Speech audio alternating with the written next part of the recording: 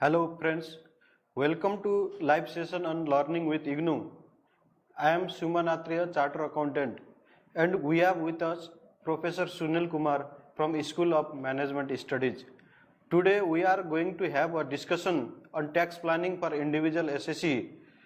For this, Professor Sunil Kumar is an expert having vast knowledge, experience in this topic. Let's welcome Professor Sunil Kumar sir. Welcome sir. So let's continue with the discussion. Sir, in a layman language, can you please describe what is the tax and what are its types? Yes, well friends, I welcome you all in this interactive session on very important aspects of taxation. So well friends, you all might be well aware and you all might be coming across about the nitty-gritty of taxation. So when we speak about taxations, basically the taxations are of two types: direct taxes and indirect taxes. So let me tell you that when we speak about direct taxes, so when the tax is imposed on any individual, so when the individual is not in a position to shift his tax burden on the others, it means when the tax is imposed, say for example, directly by the government on Mr. X, and when Mr. X is not in a position to shift his tax burden to anybody else, it means when he has to pay the tax liabilities, when the tax is imposed by the government on any person and he has to pay the tax liabilities, what we call direct taxes. And as far as the indirect taxes are concerned, so when someone is in a position to shift his tax burden, say for example, there is a manufacturer, Mr. X is a manufacturer, he manufactures some things and he pays the excise duty to the government. So he is the immediate payer of the tax, but he is not the ultimate sufferer of the tax, because he shifts his tax burden to the distributor or to the wholesaler. Then the wholesaler shifts his tax burden to the retailer shifts his tax burden to the consumer, but consumer cannot. So when the tax liability is shifting from one person to another is what we call indirect taxes. But when we speak about direct taxes, so when the tax liability is imposed on any individual, so that particular individual cannot shift. He will have to bear the burden of the taxation is what we call direct taxes. Say for example, income tax, it is a direct tax. मैं अगर कोई income कमाता हूँ, उस income के ऊपर मुझे tax पे करना पड़ेगा. I cannot escape from that. Is called direct tax. But if I am a manufacturer, if I am a trader, and if I shift my tax burden to you or to somebody else, is what we call indirect taxes. Okay, thank you sir. Direct tax are non-transferable taxes imposed by the government to whom and indirect taxes are transferable taxes. It means tax is levied to the ultimate consumer, end user of the product or services. For example, income tax, TDS, is a type of direct taxes, and goods and service tax is an example of indirect taxes. Sir, आज के दिन में एक नया scheme आया income tax के अंदर, उस पे नया टैक्स स्लैब भी रिवाइज हुआ है और एक हमारे पास एग्जिस्टिंग पुराने स्लैब रेट भी है पुराने स्कीम के अंदर, और आज के दिन में नया स्कीम भी प्रपोज कर रहे हैं, उसके अंदर नया टैक्स स्लैब रेट दिया गया है. मैक्सिमम केसेस या मैक्सिमम एसएससी को आज के दिन में ये भी कंफ्यूजन है कि मेरे को पुराने स्कीम के अंदर चलना चाहिए या फिर नया स्कीम के ऑप्ट करके मैं आगे इसी को कंटिन्यू करूं, या फिर ये भी क्वेश्चन आ रहा है कि सपोज मैं नया स्कीम लेता हूं और आगे भी मेरे को कंटिन्यूस यही स्कीम फॉलो करना पड़ेगा, या फिर इस साल को मैं ये फॉलो करता हूँ और अगर नेक्स्ट ईयर मेरे को नेक्स्ट स्कीम बेनिफिशियल हो जाता है तो उस पे स्विच और तो कर मैं जाता हूं। शिफ्ट कर सकता हूँ, या फिर कंटिन्यू मेरे को ये या, फॉलो करना पड़ेगा। या। तो इसके रिगार्डिंग एक ओल्ड स्कीम, एक न्यू स्कीम, इसके बारे में थोड़ा सा बता दीजिए। वेल, बहुत ही अच्छा प्रश्न आपने किया है। तो देखिए, सबसे पहले तो मैं ये बता देता हूँ कि जो हमारा टैक्स स्ट्रक्चर जो प्रपोज हुआ है, that has been propose by the finance act 2020। इसमें अमेंडमेंट्स हुआ है and this would be applicable only for the financial year 2020 to 2021. So particularly for this financial year, which has already been completed from 2019 to 20, so for that only we have one choice. But as far as you have discussed about the old scheme and the new scheme of levying tax on the individuals, so it's very clear. See, as per the existing scheme or as per the old scheme, say for example, if we have income up to rupees 2.5 lakh, so that is the threshold exemption limit. It means up to that level the individual is not supposed to make the payment of the tax. It means his income is tax free, and if income is 2.5 lakh to 5 lakh, then he needs to pay the tax at the rate of 5%. Then from 5 lakh to 10 lakh it is 20%, and above 10 lakh it is 30%. But as far as the new scheme is concerned, say up to 2.5 lakh there is no tax. 2.5 lakh to 5 lakh it is 5%. Then 5 lakh to 7.5 it is 10%. 7.5 lakh to 10 lakh it is 15%. 10 lakh to 12.5 lakh 20%. Like that, the tax rate increased by 5% and the tax slabs increased by 2.5 lakh. तो यहाँ पे जो सबसे important चीज मैं अपने श्रोताओं को, अपने व्यूअर्स को जो मैं बताना चाहूंगा, वो सबसे इम्पोर्टेंट चीज तो ये है कि ये जो स्विच ओवर करने का जो ऑप्शन दिया गया है, ये केवल इंडिविजुअल टैक्स पेयर पे है, सैलरीड क्लास के लिए है. That is not meant for the business class. Business class, yes of course, एक बारी अगर उसको सूट करता है, वो हो सकता है ओल्ड टैक्स को कंटिन्यू करे, हो सकता है वो ओल्ड से न्यू टैक्स रेट पे स्विच ओवर कर जाए. He can do that. But once he takes the decision and he decides to go for either for the old tax schemes or for the new tax schemes, then he will have to remain consistent with that. He cannot switch over as per his convenience and all that. Okay. But as far as salaried class are concerned, yes, they have that liberty, they have that choice. Say for financial year 2021, if they go for the old or the existing tax structure, they can. But maybe there may be a possibility that next year, in the financial year 2021 to 2022, if the new tax structure suits him, he can switch over. And again next year, if again his financial affairs are such that again these financial affairs suits him according to the old schemes, then again he can switch over to the old scheme. So therefore, this facility of switching over from old to new or new to old scheme is meant only for the salaried class. The business class cannot. So this is one thing. And the second thing is, आपने जो प्रश्न किया कि yes, कि which one is beneficial, कि हमें पुराने tax structure, tax slabs के हिसाब से हमें कंटिन्यू करना चाहिए या हमें नई स्कीम के हिसाब से कंटिन्यू करना चाहिए. तो इसके लिए मैं अपने श्रोताओं को ये बता दूं कि ऐसा कोई थंब रूल नहीं है कि पुरानी स्कीम हमारे लिए बेनिफिशियल है या नई स्कीम हमारे लिए बेनिफिशियल है. स्कीम हमारी बेनिफिशियल होगी या नहीं, वो इस बात पे डिपेंड करता है कि हमारे जो फाइनेंशियल अरेंजमेंट है, हमारा जो मॉनेटरी सॉर्ट ऑफ जो हमारी इनकम्स हैं, वो इनकम्स की नेचर क्या है.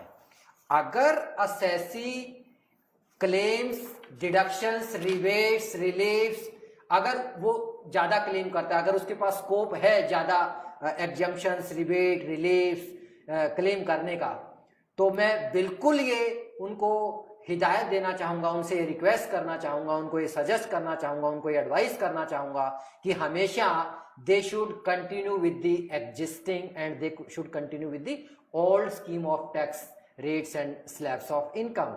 न्यू स्कीम उनके लिए बिल्कुल बेनिफिशियल नहीं होगी। न्यू स्कीम केवल उसी केस में बेनिफिशियल हो सकती है जब असेसी को ये लगे कि उसके पास deductions, rebates, reliefs, exemptions claim करने का कोई बहुत ज्यादा स्कोप नहीं है। आप देखते होंगे सेक्शन 80C में बहुत अच्छा आपको 1.5 लाख आप क्लेम कर सकते हैं, and if you are a part of section 80DD 1B, it means you can another claim 50,000 for NPS. Then interest on housing loan is there.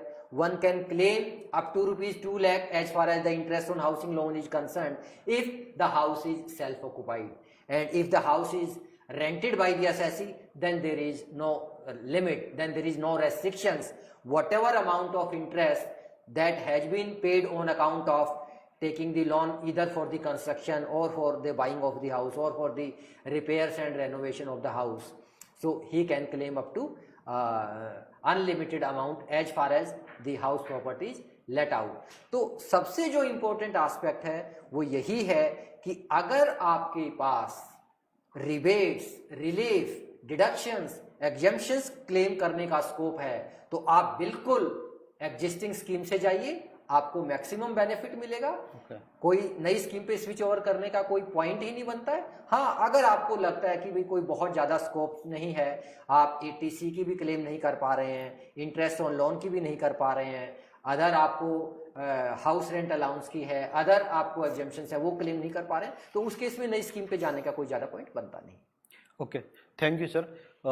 As per your views, अगर मेरे पास कोई डिडक्शंस, एग्जम्पशंस, रिलीफ, रिबेट ये मेरे को ज़्यादा claim नहीं करना है, या फिर मेरे पास इन्वेस्टमेंट का कोई अभी इन्वेस्टमेंट भी नहीं किया है मैंने, तो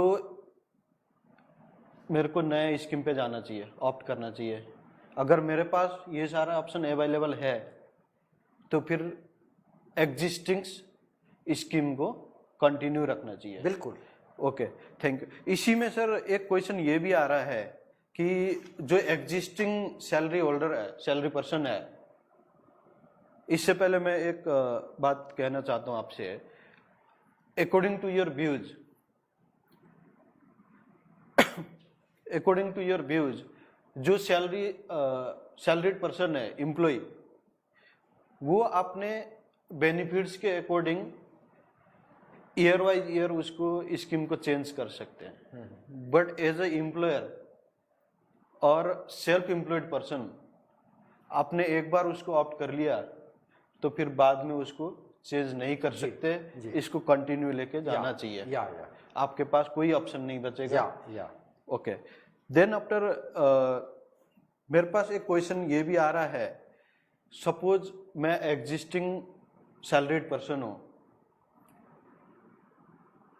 तो मेरा सैलरी है 7.75 लाख सपोज, तो उसमें मैं अपना 80C में 1.5 लाख ले सकता हूँ, डिडक्शन क्लेम कर सकता हूँ। 80CCD 1B एडिशनल 0.5 लाख यानी 50,000 में उसमें भी ले सकता हूँ। बिल्कुल।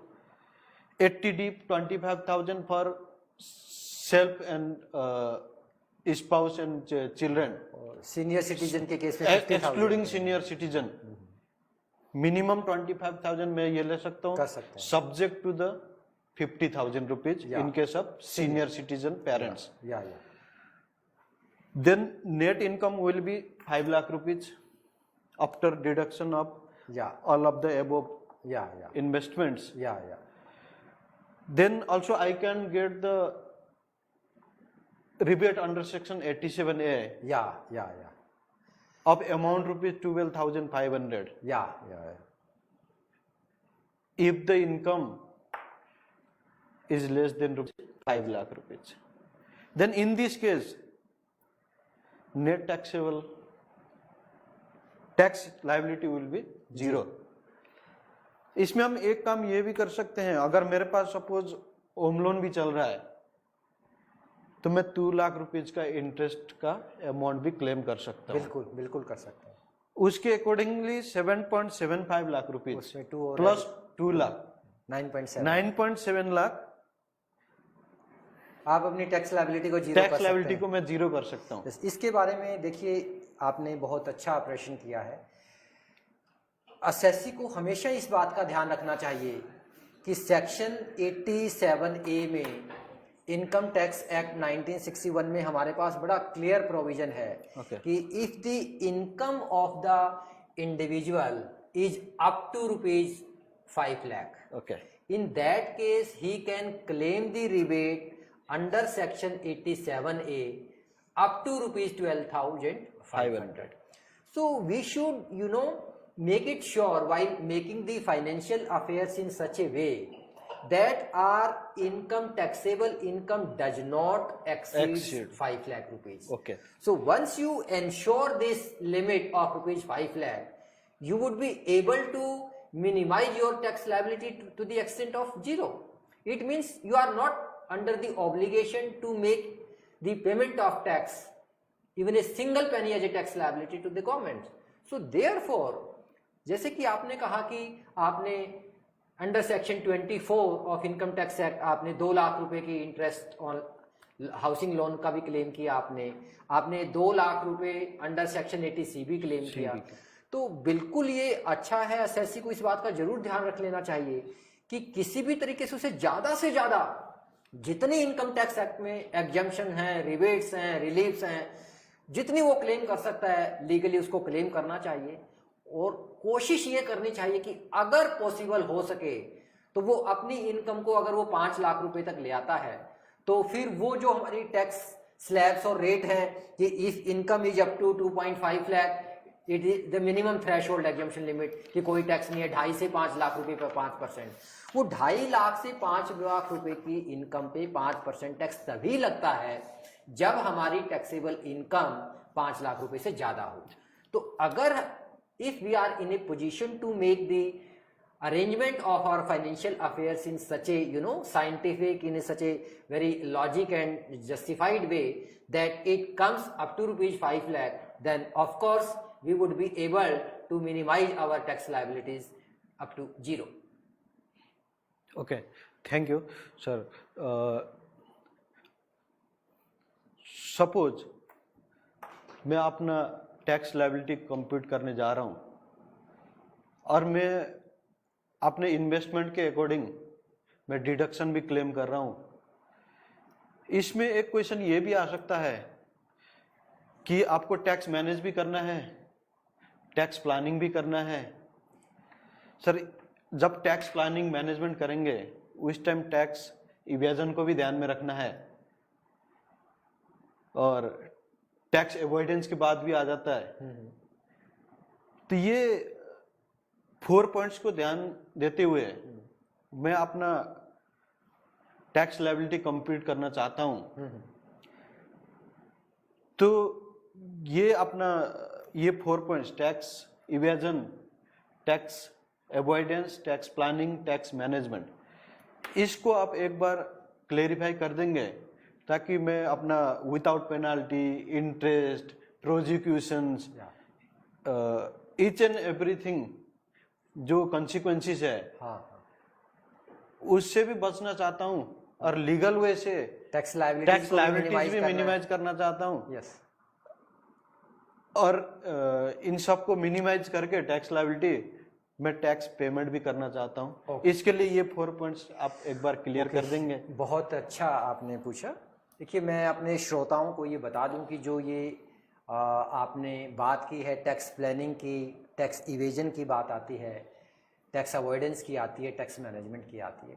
तो सबसे पहले तो मैं टैक्स प्लानिंग के बारे में थोड़ा सा बता दूं कि टैक्स प्लानिंग जो होती है, tax planning is a way where we are trying to minimize our taxable income so that it attracts minimum tax liabilities, keeping in view all exemption, rebates and reliefs which are available under the Income Tax Act 1961.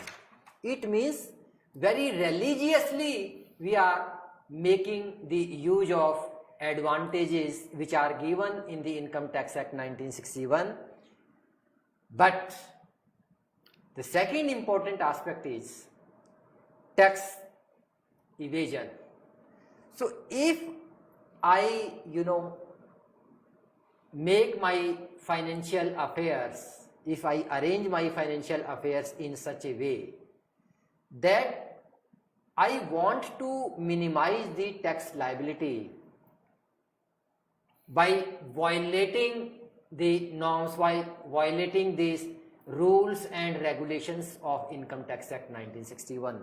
Say for example, if I conceal the source of my income, if I understate my income, if I overcharge my expenditure. So if I arrange my financial affairs by manipulating the facts and I minimize my taxable income, and accordingly if I minimize my tax liabilities by violating, by manipulating the facts, by concealing the facts, this is what we call tax evasion. Okay. Now the question comes about tax avoidance. See, I tell you, the tax evasion and tax avoidance are two different things and are of very important things. For this, I would like to give you one instance of McDowell India versus Chief Commissioner of Income Tax case. The case was held in 1982 and it was decided by Honorable Chief Justice of India Ranganathan Mishra ji.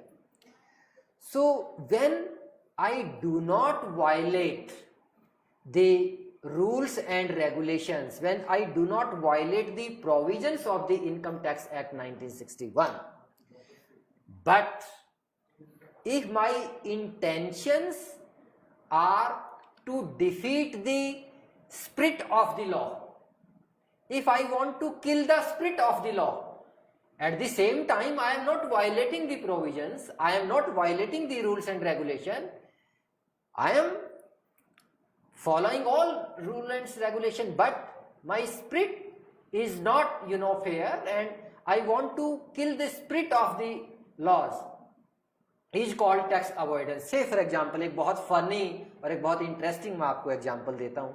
आप already chartered accountant हैं, आपसे ज़्यादा कौन समझ पाएगा, आप अच्छे से प्रैक्टिस करते हैं.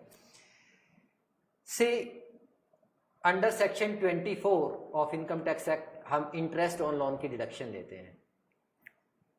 What sort of understanding I develop with my spouse is that I took A loan from my spouse. I did each and everything, whatever norms were there, whatever requirements were there, I fulfilled all the requirements very religiously. मैंने जो loan लिया वो loan भी wife से check के through लिया है, एक नंबर में लिया है, नंबर 1 उसमें अकाउंट में लिया है. Everything is fair and I am paying the interest to my spouse on account of taking the loan for repair, renovation, buying and construction of the house. So here I am claiming the deduction under section 24 as far as the payment of interest on housing loan is concerned. And on the other hand, if my spouse is not working, and say for example if she is working but his incomes are below the level of threshold exemption limit, or even if her income is above the threshold exemption limit, by claiming all deduction, rebate, reliefs. अभी आपने एक example लिया कि आपकी 9.7 lakh rupees तक की income है और उसके बावजूद भी आपकी टैक्स लायबिलिटी नहीं, तो उस केस में I am killing the spirit of the law. कहीं मैंने रूल्स, रेगुलेशन, प्रोविजंस को कहीं वायलेट नहीं किया, प्रॉपर उसको फॉलो किया है, but my intention is to kill the spirit of the law. मैं गवर्नमेंट को चूना लगा रहा हूं, मैं अपनी टैक्स लायबिलिटीज को मिनिमाइज कर रहा हूं. On the other hand my wife is also not paying the tax to the government because her income is below the level of threshold exemption limit. And in case if her income is above the threshold exemption limit, what she did by claiming the rebates, deductions, reliefs and exemption, she minimized her income and ensure that her income does not fall under the highest tax bracket. Therefore, she is also managing the minimum tax liabilities.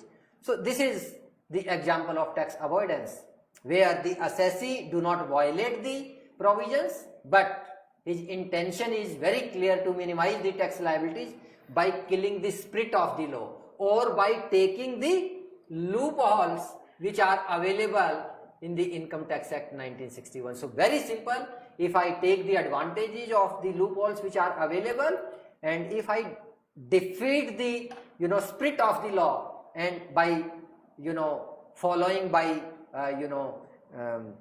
making the full advantages of the provisions and rules and regulation, if I minimize the tax liabilities just by taking the loopholes which are available, is what we call tax avoidance. Okay. And as far as the tax management is concerned, it's very simple. It's simply compliance of the provisions of the Income Tax Act. See, for example, if I as a employer, मैं अपने employees की जो salary पे जो TDS बनता है वो timely मैं उनको TDS काट रहा हूँ, TDS में टाइमली गवर्नमेंट को डिपॉजिट कर रहा हूँ, I am getting my accounts audited well in time, ये सारा जो आप कर रहे हैं, TDS काटना, टाइम पे डिपॉजिट करना, अकाउंट्स ऑडिट करना, एडवांस सेल्फ असेसमेंट है आपका, एडवांस पेमेंट ऑफ टैक्स है.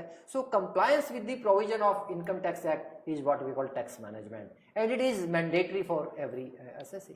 Tax management is mandatory. Yes sir, what is the difference between tax planning and tax management?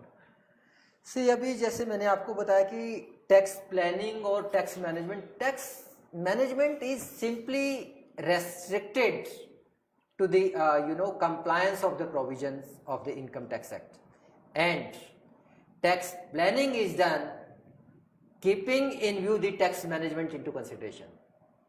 Tax management करके ही हम tax planning कर सकते हैं. If I violate the tax management, I cannot do tax planning.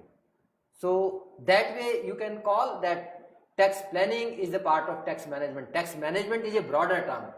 So tax planning comes out from the tax management. So if I properly follow the tax management, tax planning automatically comes out. But violating the tax management, and if I do not comply with the provision, tax planning cannot take place in isolation. Okay, thank you, sir. Tax evasion means concealing income or information from tax authorities, and it is illegal. Tax avoidance means legally reducing your taxable income. Yeah. For example, tax evasion, ignoring the overseas income. Suppose you are a citizen of India और आप बाहर भी काम करके आए हैं और बाहर भी फॉरेन कंट्रीज में आपका इनकम है. At the time of computation of income tax liabilities and filing of income tax return, अगर आप फॉरेन इनकम को आप छोड़ देते हैं टैक्स लायबिलिटी रिड्यूस करने के लिए, तो ये एक एग्जांपल है tax evasion. Not reporting income from all cash business or illegal activities. This is also an example of tax evasion. जैसा बताया कि manipulating the facts, Yeah. concealing the facts, concealing the income, Yeah. reporting high expenditure, reporting less incomes is what we call tax evasion. We can take the examples of tax avoidance also. Setting up residence in a country with low income tax rates. Putting assets in your wife's name so she can pay a lower rate of income tax. There are many. There are many. Yeah. Yes. In case of tax planning allows a taxpayer to make the best use of the various tax exemptions, deductions and benefits to minimize their tax liabilities over a financial year. A tax is a mandatory financial charge or some other type of levy imposed upon a taxpayer by a government in order to fund various public expenditures. A failure to pay or evasion of taxation is punishable by law. In simply, tax management is to comply with the provisions of income tax laws.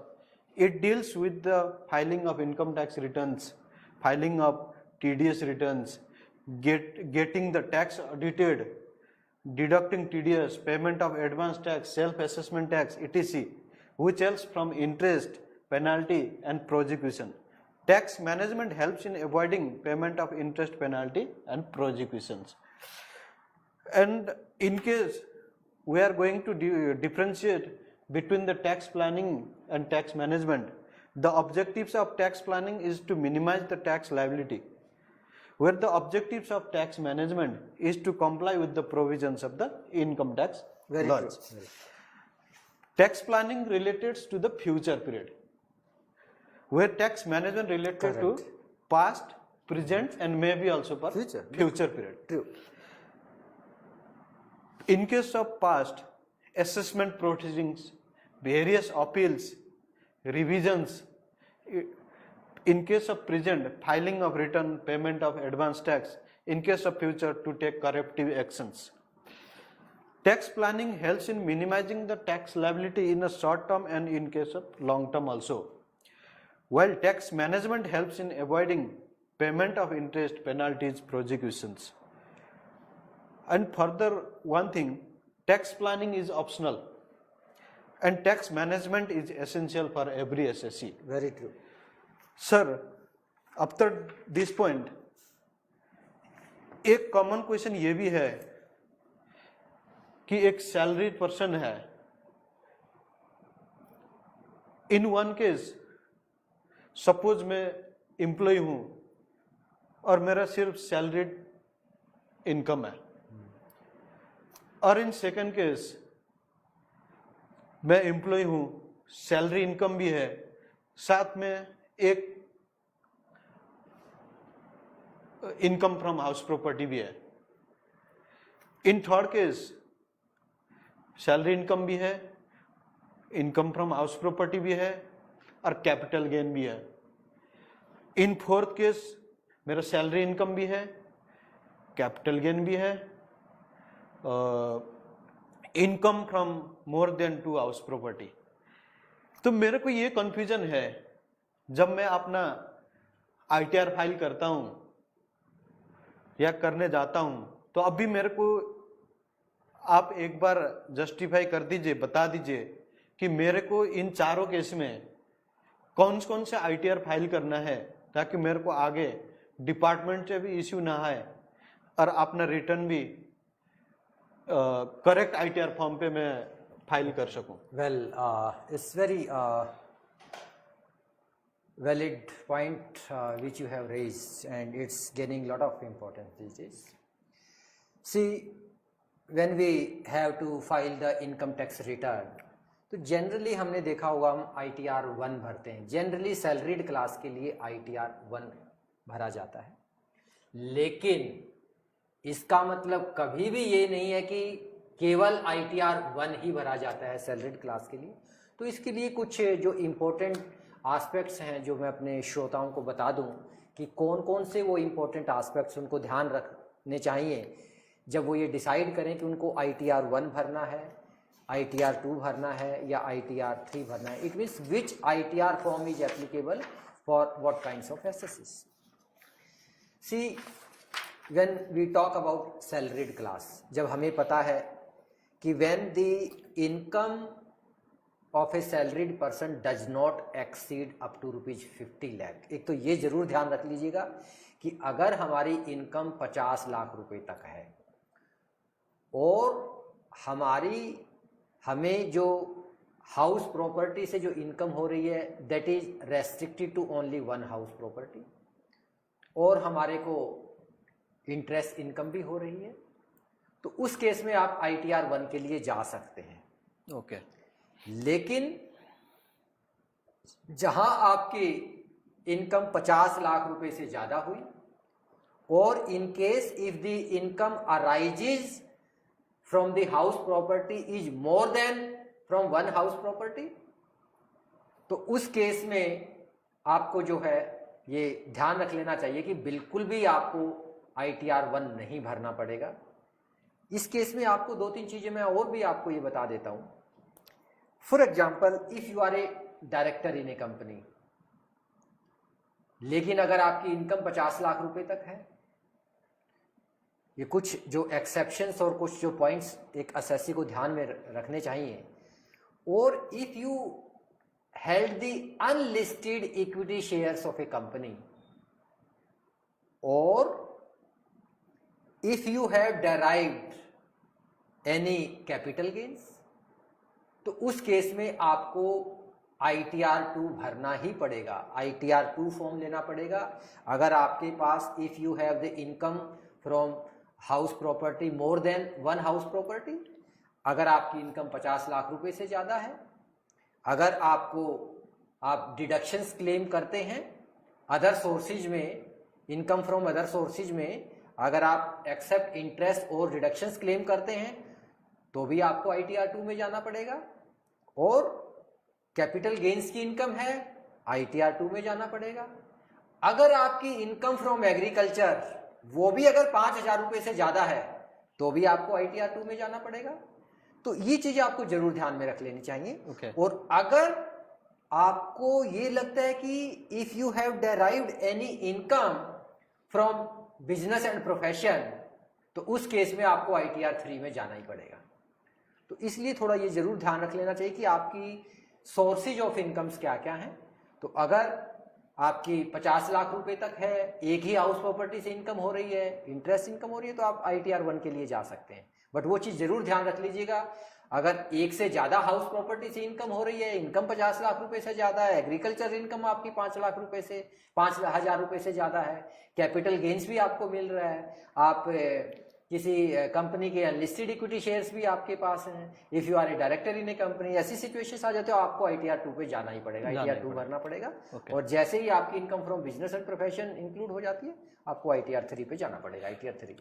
Thank you sir. इसमें एक point मेरे को ये भी अभी एक problem नज़र पे आ रहा है कि अभी रिसेंटली कोविड-19 पैंडेमिक सिचुएशन है।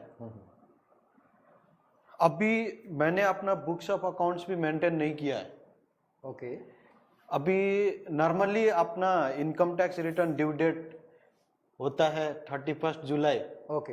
हाँ हाँ। बट मेरा अभी तक बुक्स ऑफ अकाउंट मेंटेन भी नहीं है। हाँ हाँ। कोई तैयारी नहीं है, सिचुएशन भी खराब है। तो इसलिए अभी गवर्नमेंट के तरफ से हमारे लिए कोई टाइम एक्सटेंशन या कुछ कंसेशन कुछ अगर प्रोवाइड किया है। I got your point. Keeping in view this pandemic situation, the government has relaxed the rules pertaining to the filing of income tax return.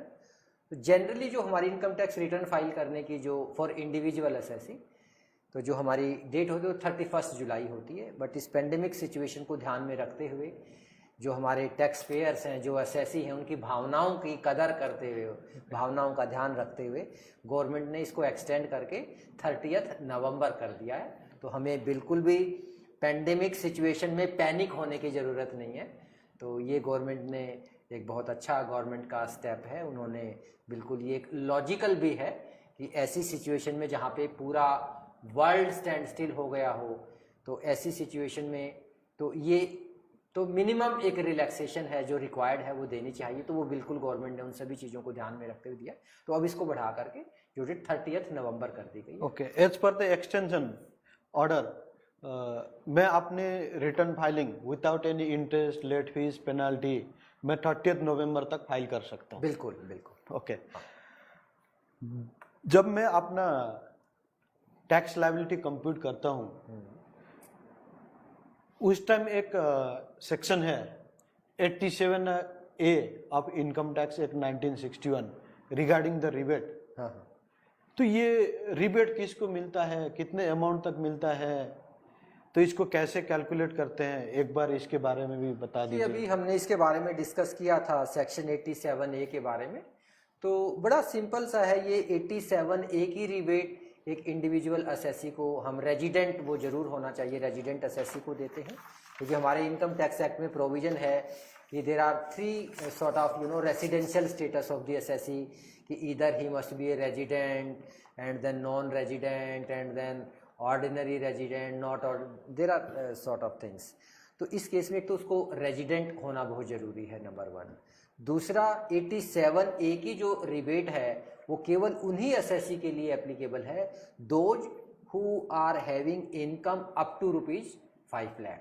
वैसे तो हमारी जो थ्रेशोल्ड एग्जेम्पशन लिमिट है वो 2.5 लाख तक है, और 2.5 लाख से 5 लाख, इसका मतलब ये जो 2.5 लाख रुपए की इनकम है इसके ऊपर 5% टैक्स पे करना पड़ता है, और 2.5 लाख का 5% बड़ा सीधा सा होगा 12,500। तो अगर जिसकी इनकम है ही 5 लाख रुपए तक, तो अंडर सेक्शन 87A वो 12,500 रुपए की रिबेट जो है as per income tax act claim कर सकता है। इंडिविजुअल असेसी होना चाहिए, रेजिडेंट होना चाहिए, और वो 12,500 रुपए की जो है वो मैक्सिमम 12,500 रुपए की रिबेट क्लेम कर सकता है। 87A के रिबेट क्लेम करने के लिए एक तो इंडिविजुअल होना चाहिए, हाँ, एक रेजिडेंट होना चाहिए, बिल्कुल, और उसका इनकम मैक्सिमम 5 लाख रुपए तक होनी चाहिए। Yes, thank you sir.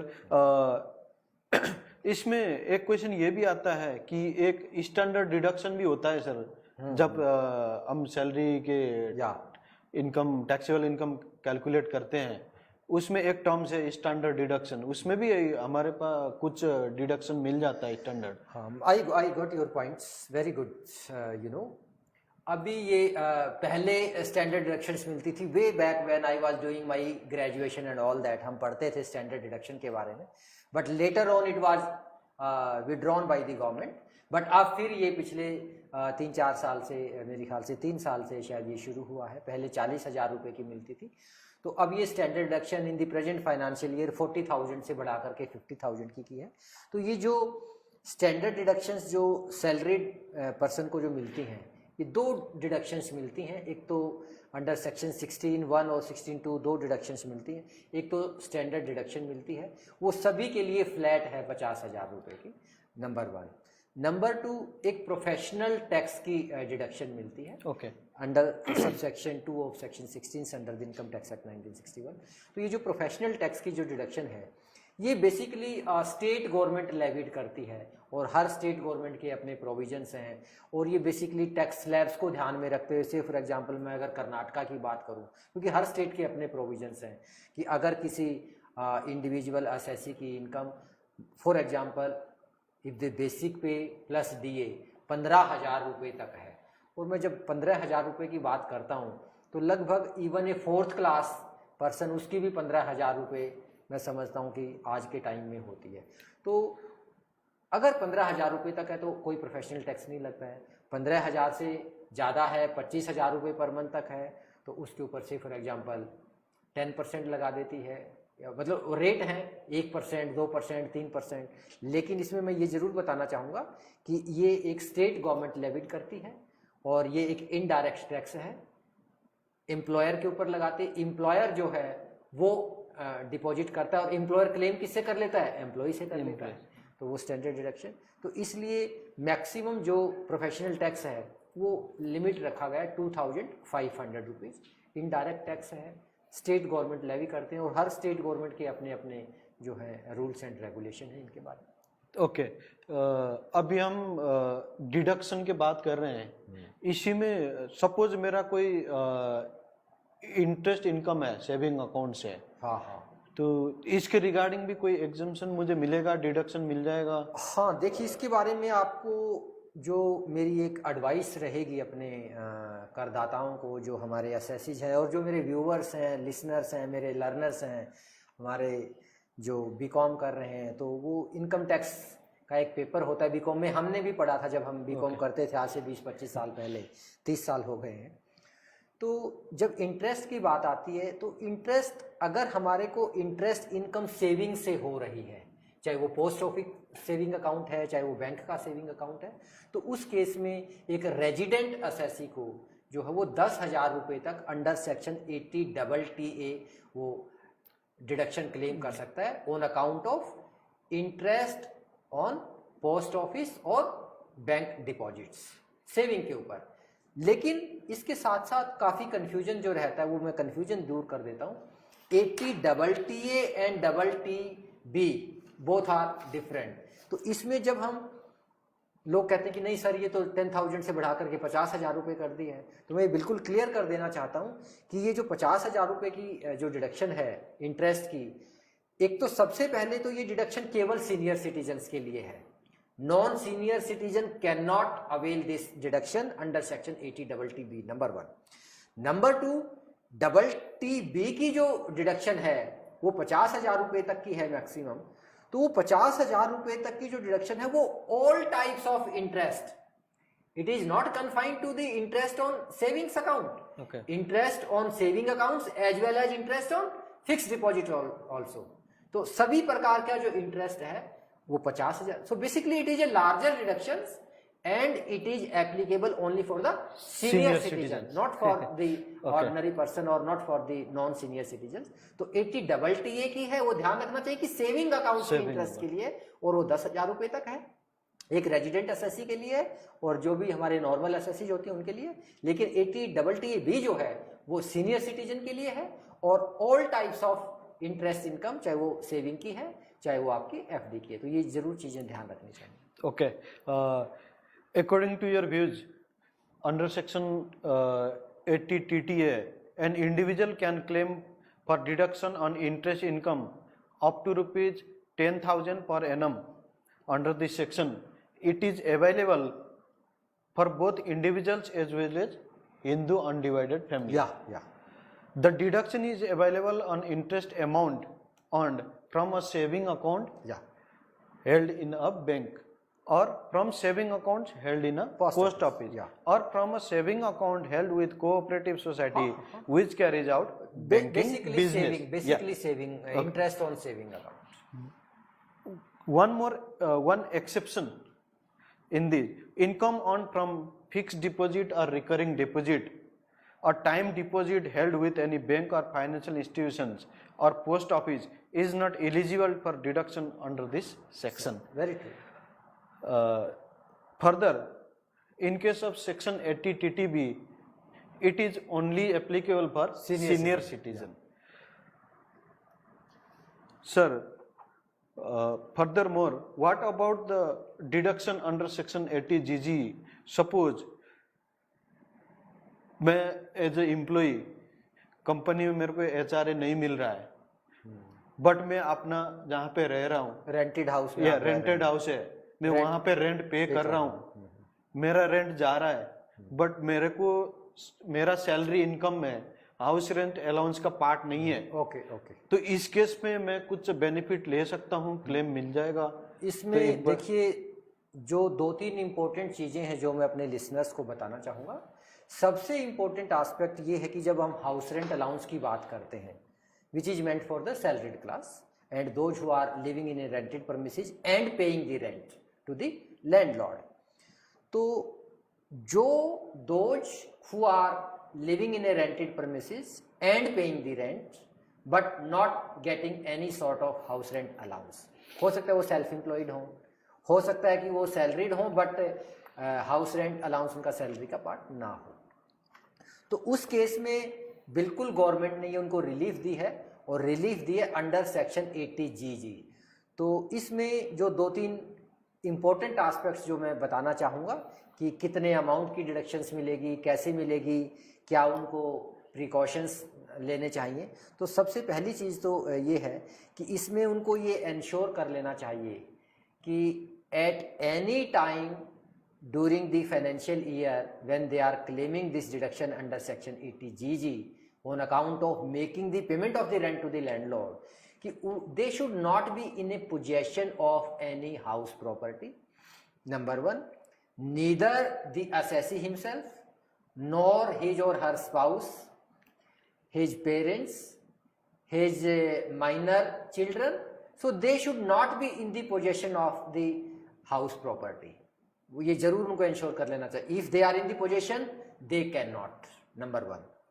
Number 2, if the assessee is claiming the benefit of self-occupied house property, it means if he is having a house in the location where he is performing his duty, nearby or at any other location in the same city, and he is taking the advantages of self-occupied house property, they cannot claim the deduction under section 80GG. Number one. Yes, there may be an instance that, say for example, if Mr. X being an assessee is paying the rent and living in a rented premises, but he is not claiming and getting any sort of house rent allowance, he is performing his duty in Delhi, and if he is having his house outside Delhi, say for example if he is living in if he is having his house in Jaipur or Bangalore, where it is not possible to commute and taking the advantage of living in a self-occupied property, yes, of course, in that situation that property is treated as rented out. Yes, in such a situation he can, because he cannot claim that house property being used for the self-occupied property. Number one. Number two, अब बात ये आती है कि उसको deduction मिलेगा कितना. अब ये तो जो प्रिकॉशंस है उसको बता दिए कि अगर ऐसी सिचुएशन है तो ही उसको वो क्लेम कर सकता है. मिलेगा कितना ये मैं आपको बता देता हूँ. इसके लिए हमारे को 3 पॉइंट्स कैलकुलेट करने की जरूरत होती है. फर्स्ट पॉइंट है ₹5,000 per month, it mean 60,000 rupees per annum. Number two, excess of rent paid over 10% of the total income, कि टोटल इनकम के 10% से जितना हमने रेंट पेड किया है वो amount. Third, 25% of total income. तो अब हमारे पास 3 अमाउंट्स आ गए हैं. तो इन तीनों अमाउंट्स में से जो सबसे लीस्ट अमाउंट है विल बी एग्जेम्प्टेड. वो उसका जो है वो एग्जेम्पशन उसको मिल जाएगी और उसको अपना जो इनकम रिपोर्ट करेगा वो इनकम टैक्स रिटर्न में, तो उसकी वो एग्जेम्पशन क्लेम कर सकता है कि जैसे हाउस रेंट अलाउंस के केस में एसएससी अपनी इनकम क्लेम करता है. तो ये उनको जो है थोड़ा चीजें ध्यान में जरूर रख लेनी चाहिए. सर इसमें एक क्वेश्चन ये भी आता है कि ये डिडक्शन अंडर सेक्शन 80GG ये सिर्फ सैलरीड पर्सन को डिडक्शन मिल जाता है या फिर सेल्फ एम्प्लॉयड भी इसको डिडक्शन के रूप में ले सकते हैं? सेल्फ एम्प्लॉयड को मिल जाता है, बिल्कुल मिल जाता है. सेल्फ एम्प्लॉयड को मिल जाता दोनों है. को मिल जाता है. हाँ, दोनों को मिल जाता है. Okay. While computing the tax liability there are certain terms, namely surcharge, cess, etc. या तो ये क्या टर्म्स होते हैं? सरचार्ज, सेस, ये क्या होता है और इनके डिफरेंसेस क्या है? इनका कोई सर्टेन परसेंटेज होता है या फिर इनकम के हिसाब से ये चेंज होता है? ओके. या फिक्स होता है? इसके बारे में. I got your point. से ये बहुत ही बड़ी इम्पोर्टेंट चीज़ें आप पूछ रहे हैं आज सारी चीज़ें. सबसे पहले तो मैं सरचार्ज के बारे में बता दूं. सरचार्ज एप्लीकेबल तभी होता है जब हमारी इनकम 50 लाख रुपए से ज़्यादा हो, और अगर हमारी इनकम 50 लाख रुपए से ज़्यादा है लेकिन 1 करोड़ रुपए तक है तो 10% सरचार्ज हमें पे करना पड़ता है. सरचार्ज क्या पे करना पड़ता है कि हमारी इनकम के ऊपर जितनी टैक्स लायबिलिटी बनती है उस टैक्स लायबिलिटी का 10% हमारे को सरचार्ज पे करना पड़ता है. और ये तभी करना पड़ता है जब हमारी इनकम 50 लाख रुपए से ज़्यादा हो. अगर 50 लाख रुपए तक है तो सरचार्ज का कोई मतलब ही नहीं बनता, कोई सरचार्ज लगता नहीं है. नंबर 1. नंबर 2, अगर हमारी इनकम 50 लाख से ज़्यादा और 1 करोड़ रुपए तक है तो हमारी सरचार्ज की जो रेट है वो 10% है. 10% on the tax liability. 1 crore रुपए से ज़्यादा है लेकिन 2 करोड़ रुपए तक है तो रेट ऑफ सरचार्ज बढ़ जाएगा. 10% की बजाय हमारे को 15% पे करना पड़ेगा. और अगर हमारी जो इनकम है वो 2 करोड़ से ज़्यादा है लेकिन 5 करोड़ रुपए तक है तो फिर ये सरचार्ज की रेट है वो 15% से बढ़ के 25% हो जाएगी हमारी. तो ठीक ऐसे हमारा जो है सरचार्ज लगता है. लेकिन जब हम एजुकेशन सेस की और हेल्थ सेस की बात करते हैं तो सेस तो आपको चुकाना ही पड़ेगा. आपकी चाहे टैक्स लायबिलिटीज 5 रुपए भी आती है, जितनी भी मिनिमम टैक्स लायबिलिटी आती है उस टैक्स लायबिलिटी के ऊपर आपको 4% एजुकेशन एंड हेल्थ सेस पे करना ही पड़ता है. उसका ऐसा नहीं है कि अगर आपकी इनकम यहाँ तक है, इस लेवल तक है तो आपको इस रेट से एजुकेशन सेस चुकाना पड़ेगा, अगर आपकी इनकम यहाँ से यहाँ तक है तो इस रेट से. ऐसा कुछ नहीं है. एजुकेशन एंड हेल्थ सेस 4% आपको अपनी टैक्स लायबिलिटी के ऊपर चुकाना ही चुकाना पड़ेगा हर केस में. जैसे ही आपकी टैक्स लायबिलिटी अराइज हुई आपको एजुकेशन सेस और हेल्थ सेस पे करना पड़ेगा। लेकिन सरचार्ज की एक लिमिट है कि अगर 50 लाख से ज़्यादा होगी तो ही सरचार्ज एप्लीकेबल होगा, और वो रेट मैंने आपको बताई है कि 50 लाख से ज़्यादा है 1 करोड़ तो वो एप्लीकेबल होगा। Sir, there is also one section named as 80E under the income tax act regarding the deduction in case of interest on education loan. What is your views in this point? से देखिए, जब deduction under section 80E की बात करते हैं तो ये particularly education के लिए जो हम लोन लेते हैं, तो इसमें एक चीज़ तो ज़रूर मैं आपको ये क्लियर करना चाहूँगा कि 80E की जो डिडक्शन है वो कभी भी एजुकेशन लोन के लिए नहीं है। इसमें ये बड़ा क्लियर होना चाहिए कि if the loan has been taken in order to pursue the higher education, okay, तो ये हायर एजुकेशन आपको जरूर ध्यान में रखना है। केवल लोन अगर हायर एजुकेशन परस्यू करने के लिए लिया जाता है, you are eligible to claim the deduction under section 80E, और ये लोन आप अपने हायर एजुकेशन के लिए भी ले सकते हैं, अपने स्पाउस के लिए ले सकते हैं, अपने चिल्ड्रन के लिए भी ले सकते हैं, और किसी, एक अच्छी बात आपको बताऊं, किसी ऐसे स्टूडेंट के लिए भी ले सकते हैं जिस स्टूडेंट के लिए आप लीगल गार्जियन हैं। अब बात ये आती है कि इसके लिए एक तो ये कि ये जो लोन है फ्रॉम फाइनेंशियल इंस्टीट्यूशन और बैंक से लिया जाना चाहिए, हायर एजुकेशन के लिए लिया जाना चाहिए, और हायर एजुकेशन की जो बात आती है जब हम इसको डिफाइन करते हैं तो 12th के बाद जो हम कोर्स परस्यू करते हैं तो वो बाय एंड लार्ज सारे आपके हायर एजुकेशन में आ जाते हैं।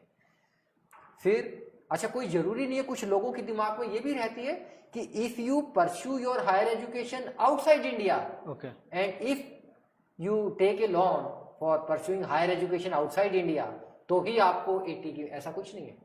Even you pursue your higher education with in India and if you take a loan you can claim the deduction under section 80, number 1। अब बात ये आती है कि किस कंटेक्स्ट में मिलती है, तो हमेशा जो हम लोन लेते हैं हायर एजुकेशन परस्यू करने के लिए तो उसके ऊपर जो हम इंटरेस्ट पे करते हैं, तो इंटरेस्ट का जो कंपोनेंट है उसके संबंध में जो है 80E की डिडक्शन मिलती है। अब आप ये भी पूछेंगे कि सर ये कितनी डिडक्शन मिल सकती है, तो ये इसकी कोई लिमिट नहीं है। जितना आप लोन रिपे करने के लिए EMI पे करते हैं तो उस EMI में जितना आपका इंटरेस्ट कंपोनेंट है, जितना मर्जी है, उसके लिए आप डिडक्शन क्लेम कर सकते हैं। और ये डिडक्शन आपकी, it will start getting deduction under section 80E from the year in which you start repaying the loan.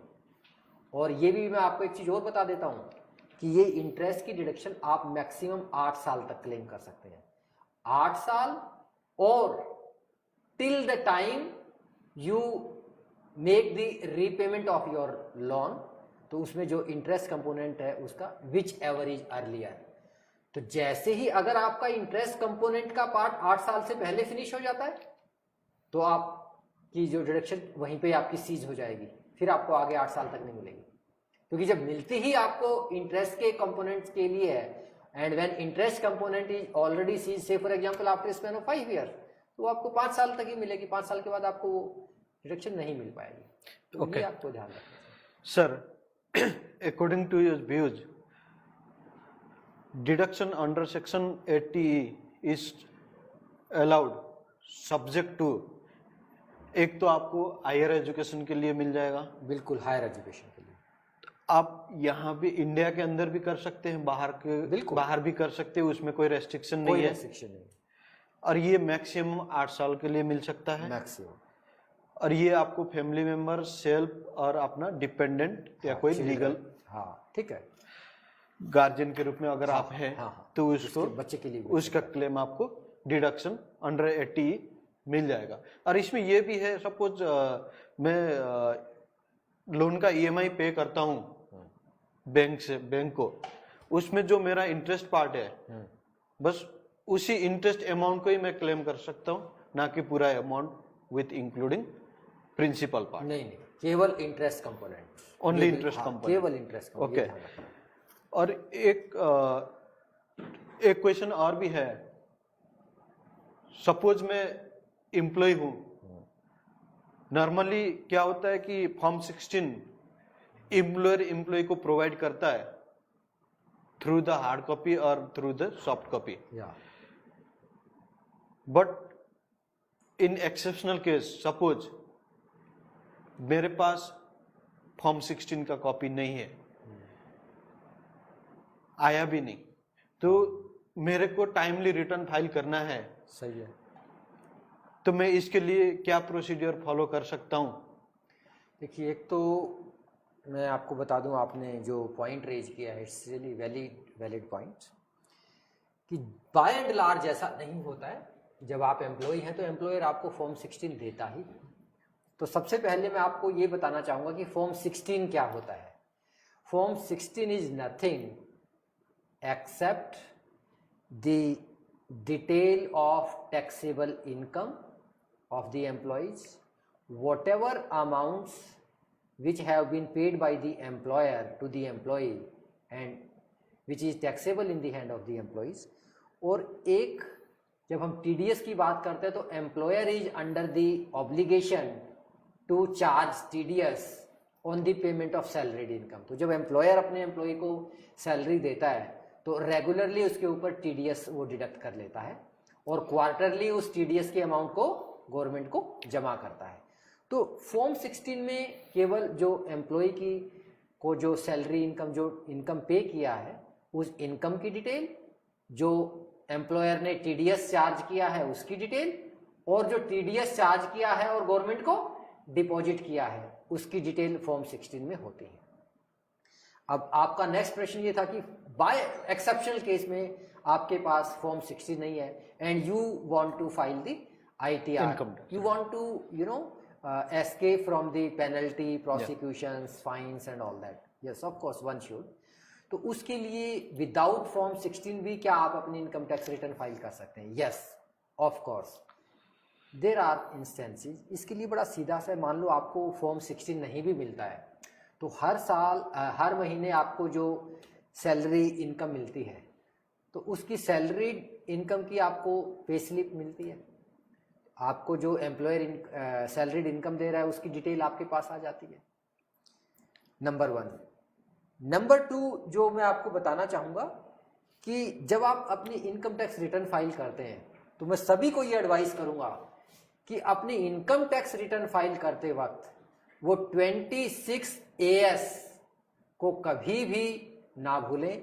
अपने सामने 26 AS को, और कोई भी व्यक्ति अपने इनकम टैक्स रिटर्न की फाइलिंग की जो हमारी गवर्नमेंट की साइट है इनकम टैक्स डिपार्टमेंट की, उस पर जाकर के अपना 26 AS फॉर्म निकाल सकता है। और 26 AS फॉर्म क्या होता है? 26 AS में आपको सैलरी इनकम ही नहीं, 26 AS में जितनी भी आपकी सभी सोर्सेज से इनकम्स हुई हैं उन इनकम्स के ऊपर जहां जहां से जितना जितना आपका TDS कटा हुआ है तो उस पूरी TDS की डिटेल आपको मिल जाती है कि आपको कितनी इनकम कहाँ से हुई, कब हुई, और उस इनकम के ऊपर कितना उसने इनकम पे, जहाँ से आपको इनकम हुई थी वहाँ से उसने कितना टैक्स काटा, वो सारी डिटेल आपको 26 AS में मिल जाती है।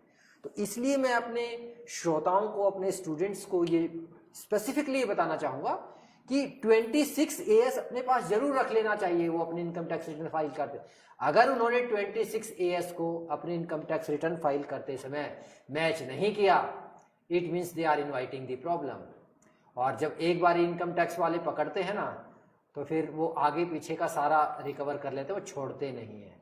तो इसलिए ये ज़रूरी है कि 26 AS को बहुत रिलीजियसली फॉलो करना होता है और उसको बिल्कुल मैच कराना होता है। कोई इनकम आपको कंसील करने की ज़रूरत नहीं है। जो जहाँ से इनकम हुई, जहाँ से TDS कटा, वो सारी की सारी आपकी इनकम 26 AS फॉर्म में रिपोर्ट होती है, उनको आप मैच कीजिए, मैच करके आप अपनी रिटर्न फाइल कीजिए। नंबर 3। Okay sir. उसके बाद आपको एक चीज़ मैं जो बताना चाहूँगा, claim your rebate relief deduction. जो भी आप ATC की इन्वेस्टमेंट की आप डिडक्शन क्लेम करना चाहते हैं, आप एग्जेम्पशन लेना चाहते हैं, हाउस रेंट अलाउंस की है, रिबेट्स हैं 87A की, रिलीफ्स हैं, वो सभी आप अपनी एग्जेम्पशन, रिबेट, रिलीफ, डिडक्शन सभी क्लेम कीजिए। नंबर 4, आप अपनी अदर सोर्सेज की अगर कोई इनकम है, मान लो आपने कहीं से कोई आप चार्टर्ड अकाउंटेंट्स हैं, आपकी एक्सपर्टीज लोग लेते रहते हैं, आपको कहीं पे आपने लेक्चर डिलीवर किया, कहीं पे आपने अपनी एक्सपर्टीज दी, वहाँ से आपको 10,000 रुपये मिल गए। तो जो भी आपको अदर सोर्सेज की जो इनकम्स हैं, तो अदर सोर्सेज की इनकम आप उसमें इंक्लूड, आपको पोस्ट ऑफिस से आपने डिपॉजिट्स कराया हुआ है, वहाँ से आपको इंटरेस्ट मिल रहा है, आप उसको रिपोर्ट कीजिए, आप ATTTA की डिडक्शन क्लेम कीजिए ना, वो करिए आप। उसके बाद फिर identify the tax filing form. तो यहाँ पे अभी हमने डिस्कस किया था, मैंने आपको बताया था कि आप फिर ये आइडेंटिफाई कर लीजिए कि आपको कौन सा इनकम टैक्स रिटर्न फॉर्म भरना है, ITR 1 भरना है, 2 भरना है, 3 भरना है, 2A भरना है, कौन सा ITR फॉर्म भरना है। तो वो मैंने कुछ एक्सेप्शंस और प्रिकॉशंस बताए थे कि अगर आपकी इनकम के सोर्सेज कहाँ कहाँ से, उस पर डिपेंड करता है कि आपका ITR फॉर्म कौन सा होगा। उसको सिलेक्ट कीजिए, आप अपनी इनकम टैक्स रिटर्न को फाइल कीजिए, और इनकम टैक्स रिटर्न फाइल करने के बाद आप अपनी इनकम टैक्स लायबिलिटीज कंप्यूट कीजिए कि आपकी इनकम टैक्स लायबिलिटी कितनी बनती है।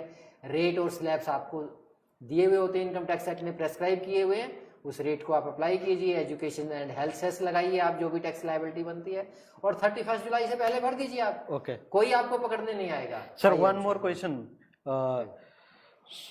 सपोज मैंने अपने एम्प्लॉयर को मेरा पैन नंबर प्रोवाइड नहीं किया और wrongly by accidentally wrong PAN number मैंने प्रोवाइड किया, इसका कॉन्सिक्वेंसेस क्या है? और if we do not file our ITR on or before the prescribed due date, what are the consequences? Okay, good. So time is not permitting us, but definitely I will take up your question. सबसे पहले तो मैं बता दूं कि अगर हम अपनी इनकम टैक्स रिटर्न को टाइमली फाइल नहीं कर पाते हैं, तो उसके लिए हमारे को 5,000 रुपये तक की पेनल्टी हमारे को पे करनी ही पड़ती है। दूसरा, आपने एक प्रश्न किया कि अगर हमने अपने एम्प्लॉयर को पैन नंबर प्रोवाइड नहीं किया, तो उसके लिए भी आप बचने वाले नहीं हैं, इनकम टैक्स एक्ट आपको आके पकड़ ही लेगा। तो एम्प्लॉयर जनरली जो है रेगुलर एक जो TDS की रेट होती है वो 10% से TDS काटता है, बट अगर आपने वो पैन नंबर प्रोवाइड नहीं किया तो फिर 10% की बजाय 20% आपका TDS काटना एम्प्लॉयर शुरू कर देगा। लेकिन अगर आपने क्या किया कि एम्प्लॉयर को पैन नंबर तो प्रोवाइड किया, बट आपने गलत दे दिया एम्प्लॉयर को, कई बार दिमाग में खुरापाती आ जाती है, नंबर गलत दे दिया तो फिर उसके कंसिक्वेंसेज और भी सीवियर हो जाएंगे। तो उसके लिए जो है आपको 10,000 रुपीज़ की जो है वो पेनल्टी आपको पे करनी पड़ सकती है। और तो ऐसे काम हमें नहीं करने चाहिए, पेनल्टी इनवाइट नहीं करनी चाहिए। तो कोशिश यही करें, अपना पैन नंबर प्रोवाइड करें एम्प्लॉयर को, और ठीक प्रोवाइड करें, और कोशिश ये रहे कि हम अपनी इनकम टैक्स रिटर्न टाइम पे फाइल करें, ताकि किसी प्रकार का कोई प्रोसिक्यूशन, फाइन, पेनल्टी कोई इनवाइट ना करें, और हमें खाना खाने में मज़ा आए, सोने में मज़ा आए। क्योंकि जब तक टेंशन रहेगी तो खाना खाने में भी मज़ा नहीं आएगा और सोने में भी मज़ा नहीं आएगा। Therefore my very humble and sincere advice to all my viewers, to all my listeners, to all my learners is that they should comply with the provisions of Income Tax Act 1961. If they do so, फिर उनको tax evasion की कोई ज़रूरत नहीं पड़ेगी, उनकी tax planning automatically हो जाएगी। So tax planning is basically part of tax management, अभी डिस्कस किया है। तो टैक्स मैनेजमेंट पे ध्यान रखें, कंप्लाई करें प्रोविजंस को, टाइमली सारी चीज़ें करें, मज़ा आएगा, and you will feel as a dignified the citizen of the country. Thank you sir, thank you. Okay.